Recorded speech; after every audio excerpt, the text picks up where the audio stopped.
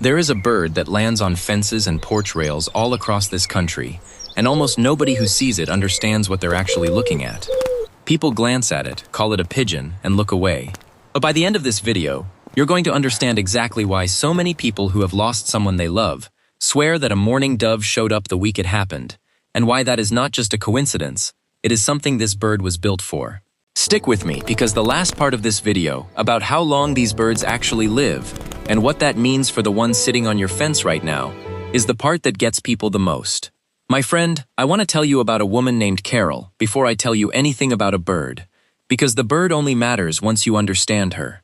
Carol lost her husband of 41 years on a Tuesday morning in February, and the house went quiet in a way she said she wasn't prepared for. 2 days after the funeral, she was sitting on her back porch with a cup of coffee she wasn't really drinking, and a mourning dove landed on the railing about 4 feet from her chair.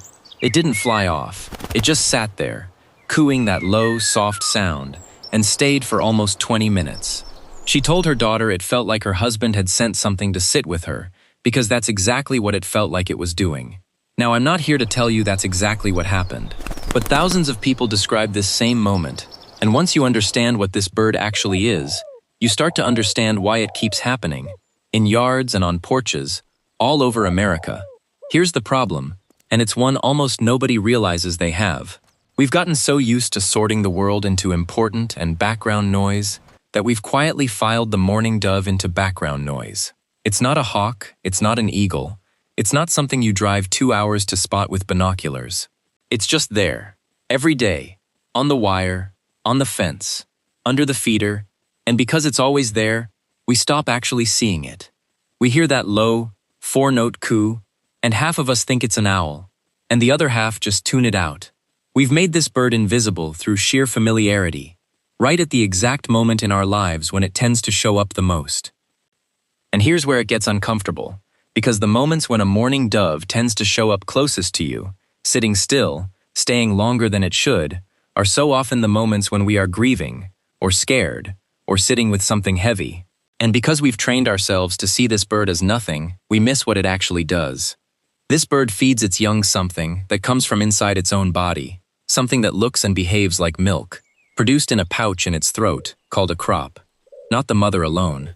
Both parents, father and mother, taking turns, feeding their chicks a thick, protein-rich substance straight from their own bodies for the first several days of that chick's life, before either parent has left the nest even once to teach it how to survive. This is a bird that nurtures before it ever has the luxury of building anything sturdy to nurture inside of. And here's the part that should stop you cold. This same bird builds what might be the worst nest of any bird in North America. A few sticks, no lining, no rim, so thin you can look up from underneath and see the eggs sitting right there through the gaps. Sometimes on a windowsill, sometimes on top of a parked car, and yet with that flimsy, almost embarrassing structure underneath them, these parents will sit on those eggs in shifts, almost without break, defending something imperfect with total, complete devotion. If that dove is sitting on your fence right now, that is the first thing it's telling you. It's not telling you your circumstances need to be perfect before you show up fully for the people who need you. It's telling you that showing up, again and again, on something flimsy is still exactly enough. Now here's the part almost nobody expects. That same slow, round, sleepy-looking bird that seems like it couldn't outrun a house cat can fly 55 miles an hour when something threatens it, faster than a Cooper's hawk chasing it in open air. And when it takes off hard, its wings make that sharp whistling sound on purpose, an alarm built directly into its own feathers, so every other dove within earshot knows to move before they've even seen the danger. That's the second thing this bird is telling you. The stillness you see in it isn't weakness sitting on your fence. That's strength that simply hasn't needed to show itself yet, and that is so often true of the people going through something quiet and hard right now too. There's a third thing worth knowing, and it explains why you'll see this bird sit at your feeder far longer than any other bird will. It's not being greedy, it's using that same throat pouch like a storage bag, packing away as much as 17,000 seeds at once, before flying somewhere quiet to actually digest what it's gathered.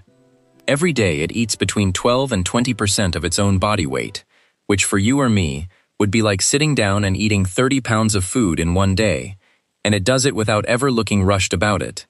That's a creature that has learned to gather what it needs before it needs it, quietly, without announcing it to anyone. So when people ask what it means when a mourning dove shows up and just stays, doesn't startle, doesn't fly off, here is the honest answer, built on what this bird actually is, not on guesswork. It's a creature that nurtures before it has anything solid to nurture inside of, that commits fully to something imperfect, that carries real strength underneath a soft and quiet exterior, and that prepares patiently instead of panicking. If one lands near you during a hard week, you don't need it to be a sign from beyond to still take the message. Show up for people even when the structure underneath you is flimsy. Let your stillness be strength, not surrender.